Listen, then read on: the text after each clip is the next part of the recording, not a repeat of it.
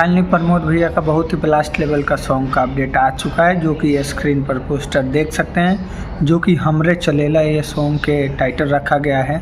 और आप लोगों का पता है कि प्रमोद भैया का बैक टू बैक सॉन्ग आ रहा है आजकल, तो आप लोग ज़रूर चैनल को सब्सक्राइब करके रखिएगा।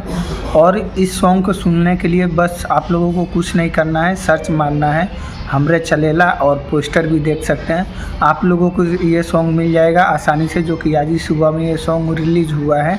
और ये रंगदारी सॉन्ग है और सॉन्ग बहुत ही बेहतरीन है।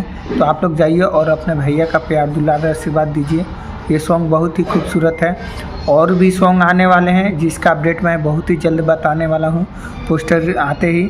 तो आप लोगों को टाइम टू टाइम अपडेट मिलता रहेगा। आप लोग सब्सक्राइब करके रखिए और अपने भैया का प्यार दुलार आशीर्वाद देते रहिए।